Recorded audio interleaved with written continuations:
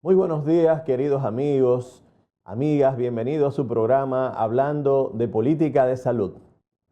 Por nuestro canal Hilando Fino, realmente estamos acá en su programa hablando de política de salud. Hoy en día nos acompaña un invitado especial, es el doctor Oscar Reyes. El doctor Oscar Reyes tiene una especialidad privilegiada dentro de la medicina, al igual que los otorrinos, es decir, no todos los hospitales tienen otorrinos, ni todos los hospitales tienen, ni todas las clínicas tienen nefrólogos. Es una especialidad bastante cotizada dentro de nuestro país. Bienvenido, doctor Oscar Reyes. Muy buenos días. Muy buenos días a los amigos televidentes. Aquí estamos para continuar con nuestro programa, educando a la población en el programa de política de salud. Muchas gracias. Sí, doctor, es decir, ¿los médicos se van a huelga el martes? Sí, eso estuve observando en todos los medios de comunicación y así sucesivamente, que a partir del martes y el miércoles va a haber una huelga de 72 horas, aclarando a la población que los pacientes, la huelga va dirigida es a las consultas, no a los pacientes que van a emergencia, no menos los pacientes que deben ir a un intensivo. A las unidades de cuidados especializados de los hospitales estarán abiertas a los pacientes.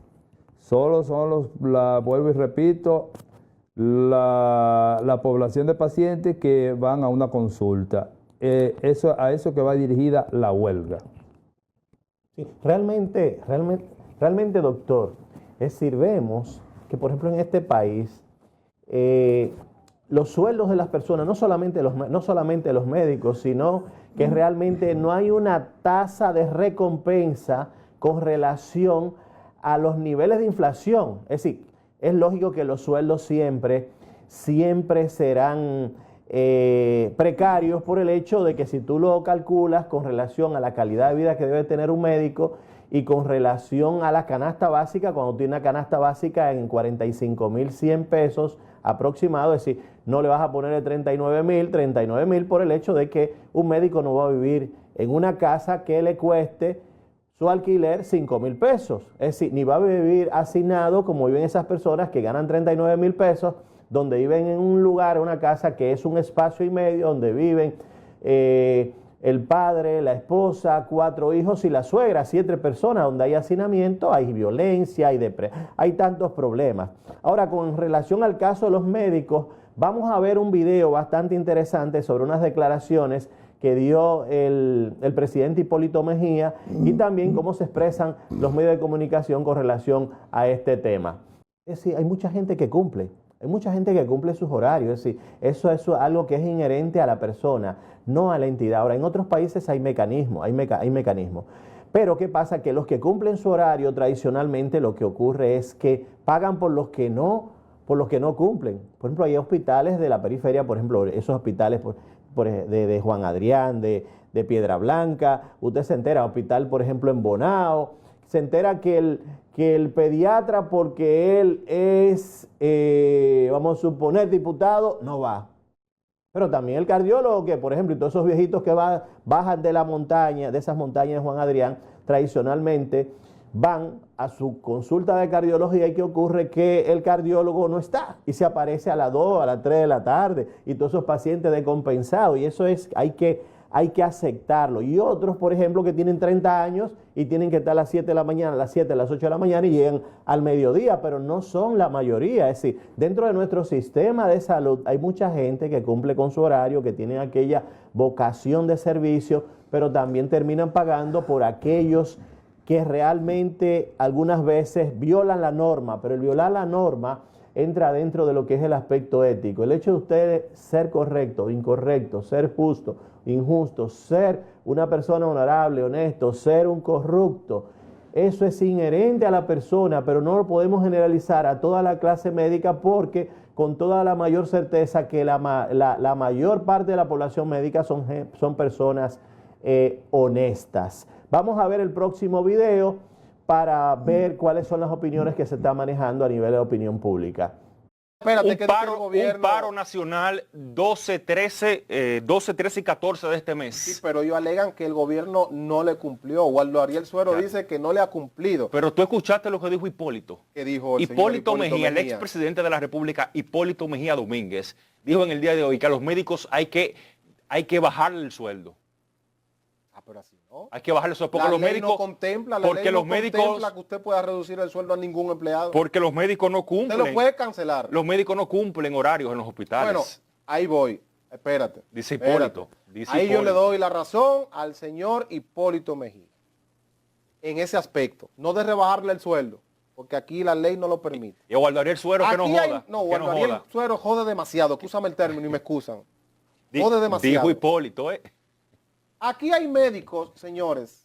Aquí, no todos, pero aquí hay médicos en República Dominicana que van a un hospital 2 y 3 horas a veces. Pero usted sabe cuál es la irresponsabilidad más grande de un médico, con todo el respeto que se dice que en la tierra, después de Dios, manda un médico. Porque aquí hay personas que vienen de esos pueblos lejos, de la provincia de allá, de Pedernales, de allá de Imaní. Vienen quizás a hospitales aquí a las 3, 4 de la mañana y tienen una cita con un médico a las 8 de la mañana. El médico llega a las 2. Y ese médico son las 11 de la mañana y no ha llegado al hospital. Y cuando llega es por espacio de 1 hora. Y a veces esas personas tienen que volver para su pueblo lejano sin poder atenderse porque no tienen recursos para atenderse en una clínica.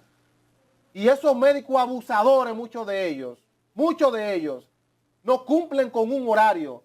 Sin embargo, tienen un consultorio en una clínica privado sí. Y ahí sí ellos cumplen con su horario porque allí le cobran al seguro y le cobran en efectivo. Y para ellos es más sustancial y mucho más ganancia económica estar en una clínica que en un hospital. Pero muchos que pelean ustedes porque le quieren incrementar el sueldo. No, pero los médicos ganan bien que si le hacen a ustedes. en el sector público. Eso es como los maestros y los médicos nunca están conformes. Ganan bien, nunca. pero no cumplen. Pero tú sabes cuál es el aumento que ellos quieren. El reajuste salarial que quieren los médicos es casi de un 70%. Pero yo te voy a decir una cosa, Santi. Yo te voy a decir una cosa y ojalá el Ministerio de Salud Pública lo investigue y el Servicio Nacional de Salud. Tú circundas varios hospitales de aquí de la capital, varios hospitales, y todos esos centros que hay por los alrededores, de imágenes, laboratorio, que placa, que lo otro, ve a ver quiénes son los dueños. El mismo médico que te manda a hacer a ti el estudio, a ese centro privado allá afuera, es el mismo que te está atendiendo adentro, porque incluso en ocasiones han dañado máquinas de muchos millones de pesos en los hospitales para que no funcionen y usted como paciente tener que salir afuera a hacerse un estudio o una placa y cuando usted va, ese centro de diagnóstico de imágenes es del mismo médico que le está atendiendo a usted. Y eso sucede en República Dominicana. Es un bendito negocio la medicina de aquí. Aquí no se quiere servir ni atender a la gente. Aquí lo que quieren es ganarse 2 o 3 pesos. Y a veces tú vas a hospitales de esos y encuentras médicos hasta tomando alcohol. No, pues y esto es justo en República Dominicana. Y así quiere ese señor Waldo Ariel. Sí, realmente es cuestionable, una noticia que realmente se presta para muchas ideas. Doctor Oscar Reyes, ¿qué le parece este comentario de estos periodistas? Bueno, yo pienso, con el mayor respeto que ellos me merecen, están al 100% equivocados. Y mire bien, para que la población esté clara, yo no trabajo en hospitales. Yo todo el tiempo me he dedicado a trabajar a la medicina privada. Pero eso de que en los hospitales no se cumple horario, que los médicos no van, que los médicos tienen centro de diagnóstico alrededor de los hospitales, de la clínica y que dañan equipos, yo pienso que mi distinguido periodista que estaba hablando ahí tiene que investigar mejor. Porque ahora mismo los centros de estudio de imágenes son empresas que ponen su centro y si lo ponen alrededor de un hospital, pues entonces, claro, el paciente tiene mejor facilidad que tener que hacerse una tomografía para la Abreu del vamos a suponer del Marcelino Vélez al Abreu, es una distancia muy larga. Y si por ahí hay un centro cerca que le puede hacer una resonancia magnética o una gammagrafía renal y el seguro se lo cubre, pues eso es facilitándole la vida al paciente, facilitándole la oportunidad al paciente de que él no tenga que hacer ese sacrificio tan grande. Lo otro es que los médicos dañan, por Dios, eso es algo aberrante, lo que ha dicho ese distinguido periodista. Yo siempre he dicho que todo el que habla de lo que desconoce, habla mal. Entonces, los médicos, hay médicos que sí son especialistas en radiología, los radiólogos, pero los radiólogos no son técnicos de equipo, ellos no dañan equipo, los equipos se dañan. Si usted le mete 100.000 estudios en un mes, bueno, pues es un equipo electrónico y puede dañarse, pero los médicos no dañan equipo, por Dios. Sí, bueno, realmente es un tema que es bastante conflictivo, todo depende de quién lo diga. Realmente quizás la persona que está opinando no tiene plena conciencia de lo que está ocurriendo, pero el hecho de que hayan varios, por ejemplo, sistemas de estudio cerca del hospital, en cierto sentido está diciendo que hay ciertas precariedades dentro del sistema, eso diría yo. Bueno, continuando con este tema, nos vamos a una pausa para continuar con otros tópicos que también son interesantes. Amigos, amigas, continuando con su programa, hablando de políticas de salud, estamos hablando de un tema que realmente genera bastante conflicto y discusiones. Creo que en la viña del Señor hay de todo. Hay quien elige ser correcto y hay quien elige ser lo contrario. Creo que eso es una actitud que es inherente o propia al ser humano y tú no puedes achacarlo a una clase completa, a la clase médica total. Ahora, eso de que dicen que dañan los equipos, realmente a mi entender es muy difícil que salga de la idea de un médico. ¿Qué piensa usted, doctor, con relación a esto? No, es que eso no es posible, eso no es posible. Porque el médico, por ejemplo, si yo fuera radiólogo, bueno, yo le voy a explicar, yo hice una maestría en radiología clínica, en radio X y esas cosas. Y nosotros, cuando estábamos estudiando allá en El Salvador Begotier, nosotros lo único que hacíamos era estudiar mucho y trabajar con los profesores, de manos de los profesores, pero para trabajar con los equipos en sí, hay un personal técnico para eso, que ellos son los que manejan eso. El médico no sabe nada de lo que es el manejo técnico de un equipo X en un hospital o en una clínica. Bueno, cuando yo estaba haciendo la especialidad de nefrología clínica en el Hospital Padre Villini, cuando ya daban las 12 de la noche, había una máquina que era una máquina Berco de dializar los pacientes. Entonces yo soy autodidacta y aprendí rápidamente a manejar la parte más importante técnica por la cual se dañaba la máquina. Bueno, cuando llegaban a las 12 de la noche, la 1 de la madrugada, y había pacientes graves, porque el paciente renal, eso es una emergencia, es una bomba de tiempo, pues la máquina aparecía dañada. Yo cogía los destornilladores, le movía las tarjetas y la máquina la continuaba operando. Inclusive yo operaba las máquinas, porque llegaba un momento que una enfermera a la 1 de la noche fajaba con pacientes. Yo le decía, ve, descansa 15 minutos, descansa media hora, y yo seguía operando la máquina. Yo me hice técnico de hemodiálisis. Es decir, que es erróneo e imprudente yo decir que un médico daña un equipo X. No, eso es imposible, eso es imposible. Eso es aberrante. Nosotros los médicos, otra cosa yo le voy a explicar a todas las personas que me están escuchando y me están viendo en estos momentos. El sistema de salud aquí en República Dominicana no trabajará al 100%, pero los hospitales funcionan. El hospital de Aralora funciona, ese hospital funciona. Ahí las consultas se dan. Lo que yo les voy a explicar algo es a las personas que me están, a los amigos televidentes, es que sí, las consultas en los hospitales es como un operativo médico de salud empleado a un servicio de un gobierno gubernamental o como se quiere decir. ¿Por qué yo digo que es un operativo médico de salud? Porque cuando tú vas a un médico, si es la consulta de nefrología que va ahí, puede ser que tú vayas hoy donde el doctor Oscar Reyes, pero puede ser que tú cuando vuelvas a la consulta no te encuentres con el doctor Oscar Reyes, sino que te encuentras con el nefrólogo X. Es decir, yo como médico tengo que revisar los récords. ¿Qué le indicó el nefrólogo? ¿Qué tratamiento lleva a ese paciente? Y así por el estilo.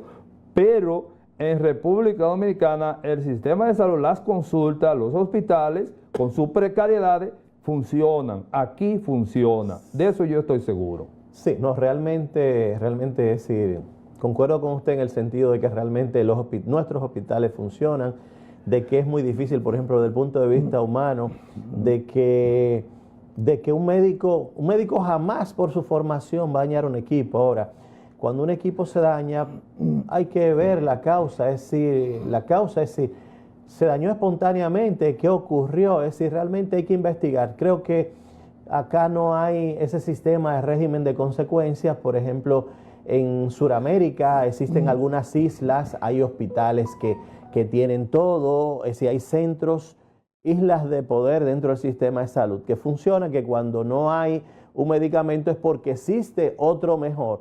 Y hay régimen de consecuencias, sobre todo en hospitales que son hospitales universitarios, donde tú puedes castigar al residente si llegó tarde con otro servicio, con medio servicio. Están los hospitales militares, donde hay castigos y yo he visto en hospitales militares que de un momento a otro, por un error grave que haya cometido un especialista, cambiarlo de especialidad. A partir de ahora usted ya no es más cirujano general, usted va a ser nefrólogo. Entonces, ¿qué ocurre? Quizás la persona se siente impactada en ese momento porque el director de ese hospital, que era un hospital donde se hacían trasplantes renales todas las semanas, 2, 3 trasplantes renales, lleva a esa persona, se lo carga militarmente y ¿qué ocurre? Al final él terminó gustándole la cirugía de trasplante y la nefrología y eso es así. Entonces en países desarrollados que existen sistemas integrados de salud, hay una forma de castigo. Todo el mundo tiene que estar, por ejemplo, los hospitales de residencia, todo el mundo en Berna, el Isle Hospital en Berna, había que estar a las 7:30 en ese servicio. En el Hughes, en Ginebra, el Hospital Universitario de Ginebra, había que estar a las 7:15 y que ahí es un sistema que si tú no estás, ya tú le estás causando problemas. Es un sistema integrado de salud donde el paciente siempre está en manos de alguien, o está dentro del médico de familia, está en manos del médico de familia, está dentro del hospital siendo tratado, está dentro de un sistema de hospitales de pacientes fuera de posibilidad terapéutica. Entonces los horarios hay que cumplirlos por el bien, porque en la medicina hay mucho diálogo y hay muchas cosas, por ejemplo, que aquí no se ven. Usted por ver un hemograma o más o menos dentro de un sistema de esos hospitales tiene que tener control, vamos a suponer, hasta cuando hay una infección, por ejemplo, que usted tiene células jóvenes que se han formado por una infección que es aguda, te dan, por ejemplo, lo que son los mielocitos, metamielocitos. Sí, es decir, todos te hacen un detalle que un hemograma tradicional aquí no te lo da.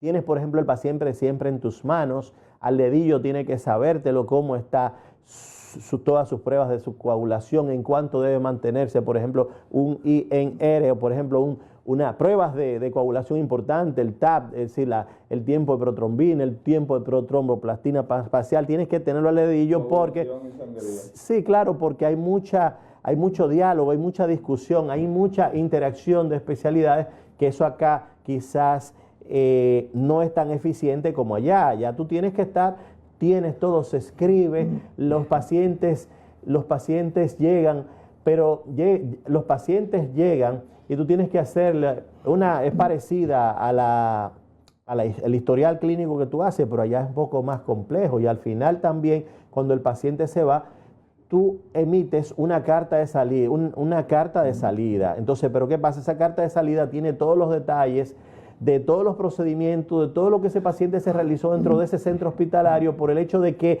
ese sistema hospitalar se mantiene en base, es decir, le cobra al sistema de aseguración. Entonces, pero el sistema de aseguración en esos países es regulado. Acá no, aquí son rentistas que solamente, es decir, rentistas que solamente ven las ganancias. No, allí hay un servicio porque hay un Estado que ejerce su papel. Entonces, creo que nuestro sistema de salud, en cierto sentido, comparándolo con siempre va a ser precario. Siempre va a ser precario porque también el presupuesto no es suficiente. Es decir, ¿qué hacen países desarrollados? Invierten más en la persona de tal manera de que la persona produzca bienes y servicios, genere riqueza. Un médico no tenga por qué cuestionarse porque el sueldo es precario, el sueldo es lo suficiente para que pueda vivir porque todo eso se calcula. Y entonces, ¿qué ocurre? Como has invertido en la persona produce bienes y servicios, genera riqueza, autonomía, desarrollo, capacidad de suplirse todas sus necesidades básicas y lo que es la autorrealización como individuo y como persona. Eso es lo que tú debes buscar como Estado. Ahora, ¿qué pasa? Que es esa persona quien aporta los recursos que son necesarios para mantener un buen sistema de salud. Pero un país donde tú tienes que el presupuesto de salud es equivalente 1.92% del Producto Bruto Interno, es decir, que equivale a 137.000 millones de pesos dominicanos, resulta totalmente deficiente. Entonces, ¿qué es lo que hay que hacer?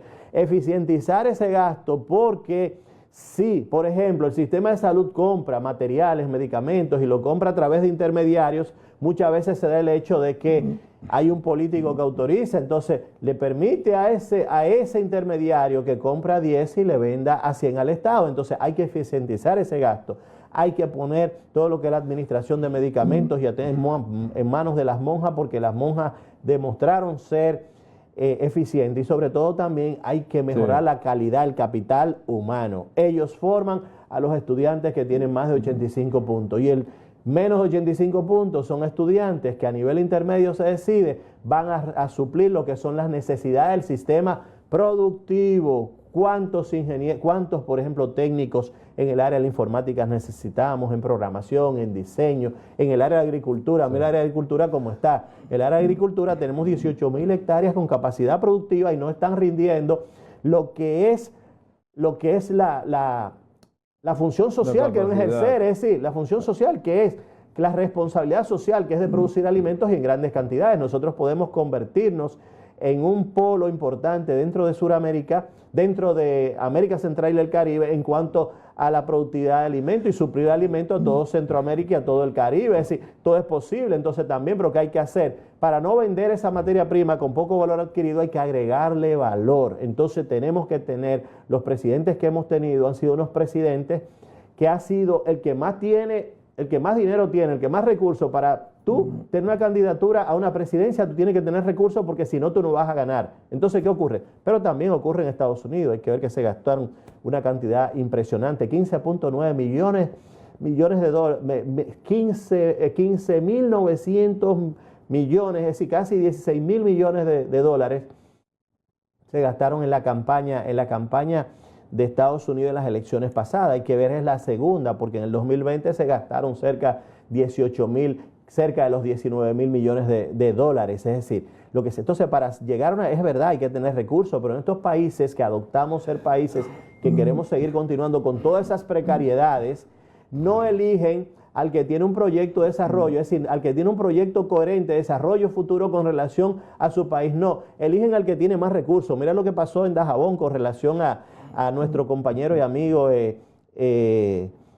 Holguín, Salvador Holguín. Es decir, realmente, según informaciones que él dio, esa candidatura a la senaduría se vendió por 150 millones de pesos dominicanos. ¿A quién se la venden? Se la venden supuestamente a riferos, narcotraficantes, es decir, personas que realmente esos recursos son de procedencia cuestionable. Entonces, si realmente el que paga para llegar, paga para robar, entonces no tiene ningún proyecto de desarrollo y no van a ayudar en nada a lo que es, a lo que sería ese desarrollo futuro de esa comunidad en cuanto al desarrollo económico local de ella, cuál es la capacidad productiva, cuáles son los recursos que podemos tener, cuáles son los ingenieros, vamos a suponer los médicos que necesita la región, cuáles son los técnicos. Es decir, esto es un país sin planificación a futuro. Llega el que no tiene condiciones, el que no tiene el liderazgo suficiente para poder aprovechar en cierto momento determinados situaciones de hacer lo correcto, irte del lado de la sociedad y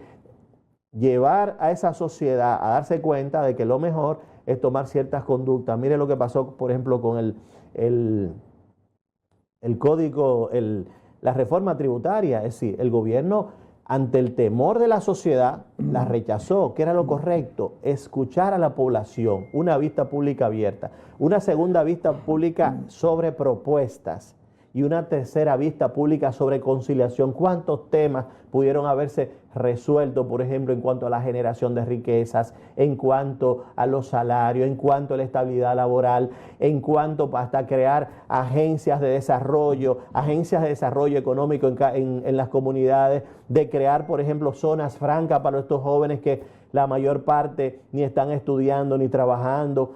¿Qué le parece a usted el tema, doctor? Sí, está muy interesante, muy interesante.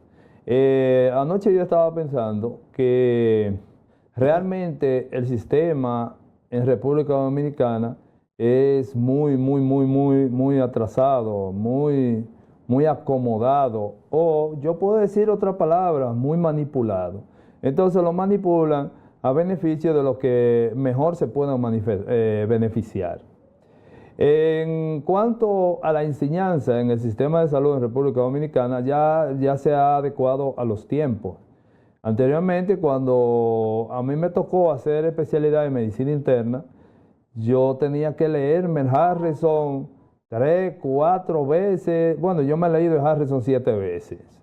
¿Qué pasa? Que los profesores antes eran más exigentes.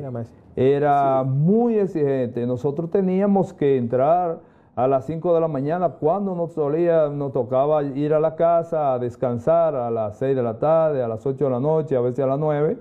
Pero al otro día nosotros teníamos que estar a las 5 de la mañana ahí pasando visitas, chequeando récord por récord, porque nos tocaba una entrega de guardia y esa entrega de guardia eran agresivas, eran aguerridas. ¿Por qué? Porque los profesores antes nos exigían a nosotros que nosotros teníamos que salir siendo bueno, muy bueno, malo o muy malo, pero hoy en día no.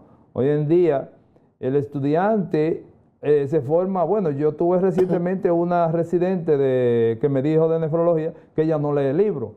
Sin embargo, los americanos y los europeos dicen que nada sustituye un libro. Estudios, revistas, todo, nada sustituye un libro. Entonces, realmente la formación está muy cuesta arriba.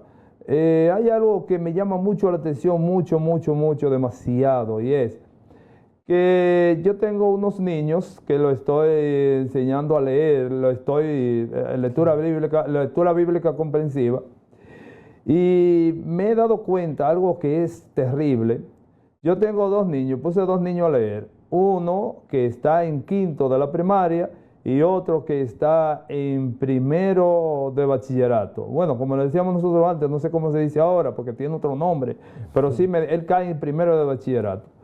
Es increíble, impresionante. El niño de 1º de bachillerato no sabe leer y el que está en 5º de la primaria sí sabe leer. Oye, nada sabe leer. Entonces, realmente cuando nosotros estábamos en las escuelas en aquella época, los profesores nos obligaban a nosotros a leer, a aprender a leer, a aprender a identificar las palabras, los signos. Entonces, hoy en día es que se ha descuidado mucho, pero yo anoche estaba pensando, doctor, que cuando yo estaba muchacho, cuando yo estaba joven, yo tenía una profesora que le llamaba la profesora Tatica. La profesora Flores está viva, Dios me la libre, Dios la cuide mucho y le dé mucha salud, si me está mirando por ahí. Y la difunta Tatica, que está fallecida, muy buena profesora a lo mejor. Y antes habían unas tablas grandes de madera. Y si ella me ponía en la pizarra, primera vez no me sabía la matemática, segunda vez no me sabía, me daba un tablazo con la materia. Sí. Haga eso hoy en día. Ese ha sido el problema, la controversia sociofamiliar. Un hijo no se le puede ni siquiera obligar, ven a leer, porque va y le dice a la mamá que la profesora me está obligando, me estaba diciendo. Entonces la mamá no, o el papá de ese niño no investiga si el niño está formándose bien, si está aprendiendo, si está asimilando, o si es algo, una manipulación para él no prestarle atención más que al sistema que se está viviendo hoy en día con los niños, con la juventud, el sistema de las redes sociales, esas cosas, donde hoy en día ni los adultos ni los niños le prestan atención a lo que es leer un libro, asimilar algo sociocultural, sociofamiliar o socioespiritual que se quiera decir. Sí. Doctor, realmente el programa está bastante interesante. Realmente hay muchos tópicos que realmente se quedaron. Hay que ver que la educación, en términos generales, un hombre adulto dentro de un país desarrollado lee aproximadamente 1.600 libros. En un país como el nuestro, en América Latina, la media es de 120 libros. De 120 a 1.600, la diferencia es muy grande. La educación ha cambiado. En aquella época existían aquellos profesores de referencias que nos obligaban a utilizar la memoria. Y la memoria, cuando dejas de usarla, tradicionalmente se habitúa a no usarla. Entonces, ¿qué pasa? Al tener tanta tecnología, lo que ocurre es que se produce... El cerebro tiene un sistema de retroalimentación a través de un neurotransmisor que se llama la dopamina, y entonces le fascina, le produce fascinación encontrar las cosas hechas.